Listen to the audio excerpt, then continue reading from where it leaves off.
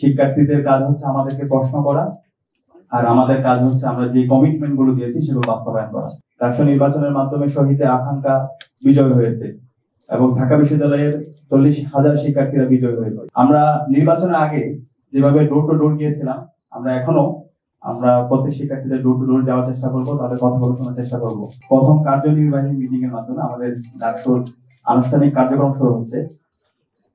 আমরা যারা নির্বাচিত হয়েছি, আমরা বারবার বলছি আমরা নেতা না, আমরা সবাই প্রতিনিধি। শিক্ষার্থীদের কাজ হচ্ছে আমাদেরকে প্রশ্ন করা, আর আমাদের কাজ হচ্ছে আমরা যে কমিটমেন্ট গুলো দিয়েছি সেগুলো বাস্তবায়ন করা। আমরা এখানে যারা আছি আমরা কমিটমেন্ট দিচ্ছি ঢাকা বিশ্ববিদ্যালয়ে 40,000 শিক্ষার্থী, তাদের ব্যক্তিগত সমস্যা, পারিবারিক সমস্যা, তাদের একাডেমিক সমস্যা, ক্যাম্পাসের বাইরে যে কোনো সমস্যা, ক্যাম্পাসে তার একজন আপন বড় ভাই থাকলে অথবা তার ছোট ভাই থাকলে, বোন থাকলে, যেভাবে সে শেয়ার করে তারা যেন আমাদের সাথে শেয়ার করে এবং আমরা প্রত্যেকটা প্রবলেম আমরা ফেস করতে চাই। এটির সাথে আমরা নির্বাচন হওয়ার পর থেকে আমাদের যারা সহযোদ্ধারা ছিল আমরা সবার কাছে যাওয়ার চেষ্টা করেছি, তাদের কথাগুলো শোনার চেষ্টা করেছি।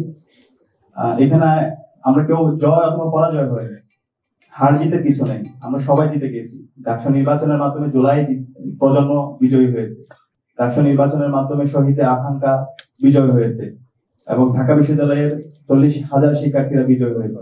তো আমাদের যারা সহযোদ্ধারা আছে তাদের যে ইস্তেহার, তাদের যে প্রত্যাশা, সে প্রত্যাশায় আমরা বাস্তবায়ন করবো। তারা প্রত্যেকে আমাদের উপদেষ্টা হিসাবে কাজ করবে।